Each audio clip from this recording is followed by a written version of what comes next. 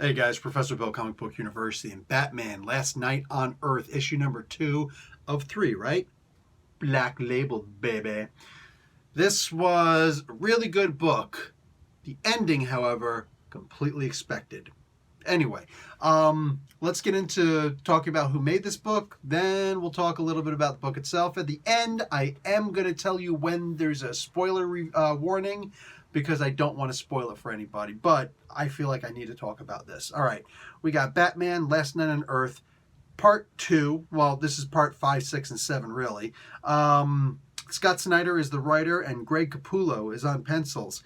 Jonathan Glapion on inks, the colors, FCO Placencia, the letters, Tom Napolitano, baby, Greg Capullo and FCO Placencia doing the cover, and the variant cover, John Romita Jr. with Peter, what the heck is that name? Steigerwald. I don't think I ever said that name out loud before. Wow, I know the guy. I never actually said the name out loud. Okay, so Batman was created by Bill Finger, and Bob Kane is a cheater. Anyway, somebody asked me one time, actually a few times, I'll get the question, how long are you going to keep on doing the jokes on Bob Kane?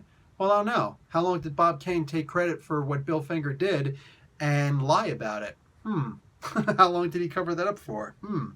So I don't think I'll live long enough to really give the back, and I'm only one person. So when Batman is talking to Joe Chill in this, and then we see the Flash Storm, I keep on thinking different things, like maybe there's this, maybe there's that, maybe it's because of this, maybe it's because of that, and I'm not always sure what the hell's going on. Then we come across the part with I couldn't tell if these were the unknown soldiers or if these were a bunch of hush guys, but they were in the military, so I'm thinking they must be unknown soldiers. And then you see the big tank come out with all the crazy freaking guns sticking. I was like, dude, a tank like that would never work. I'm just saying. Plus, it's way too big. But that's when I realized these are supposed to be unknown soldiers. And then they also have the monsters in here. So we got the red and the green kind of combining. I hope that wasn't lost on too many people. I think that once you see the Swamp Thing show up and getting choked out by the war, I think that you know, it's easy enough to get, but there's a lot of crazy going on in this comic book. So I get it if some people just lost that, if it, you know, went right by them. Either way, so we have Bane and Scarecrow hanging out with each other, much like how Batman and Joker are hanging out with each other. And we see what must be the death of Alfred. This is actually really sad. But you can tell that a lot of this stuff isn't real because a double-barrel shotgun doesn't have 8 or so shots in it. Just saying. I do enjoy seeing that Batman has the Rebirth costume on for this entire issue. That's cool. And then we see this new version of Superman in here.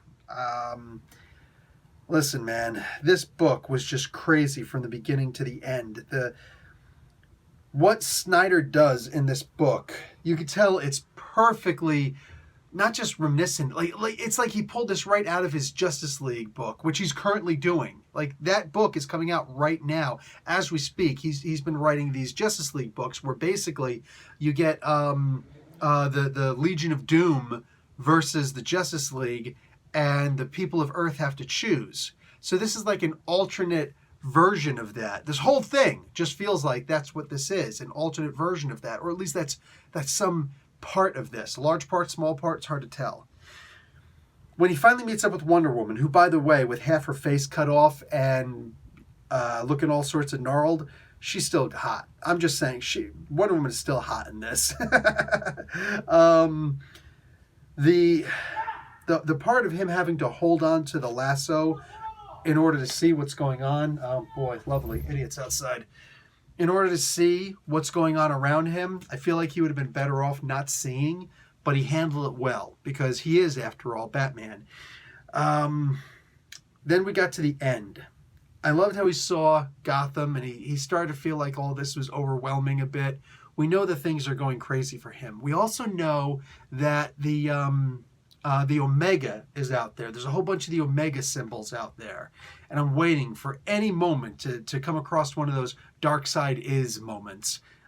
By the way, I'm really sick of hearing Darkseid is. I hope that we don't get one of those jokes in this, because that would just be way too much. Way too much. Stop biting off of somebody else's very successful book, Mr. Miracle.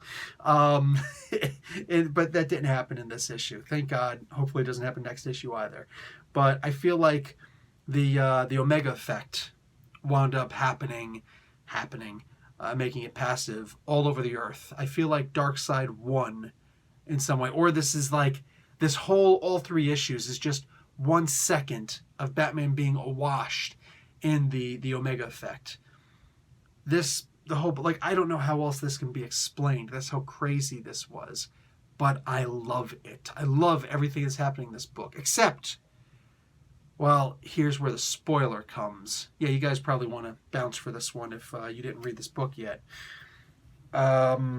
This thing at the end with, I love that the next issue, surrounded by the Omega, is paradise. Yeah, because that's exactly what he says it should be, right? But at the very end, we come across the Court of Owls. And who happens to be one of the Court of Owls, one of the Talons, or the Talon? Dick Grayson. As soon as I saw, I was looking and I was like, I think it's going to be Court of Owls. Then all of a sudden the Court of Owls, they're like, we're the Court of Owls. I'm like, yeah, okay, that's kind of cool. He's got the Court of Owls in here. I mean, it's freaking Snyder. It's cool. It's like, I'm expecting it, right? But then the one's about to pull off his mask, like, just please don't make it Dick Grayson, because that would just be too obvious. And it's Dick Grayson.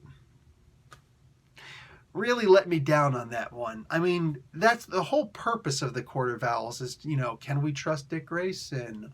Ooh, and all of a sudden he becomes a Talon, and it's like, that was too easy. Way too easy.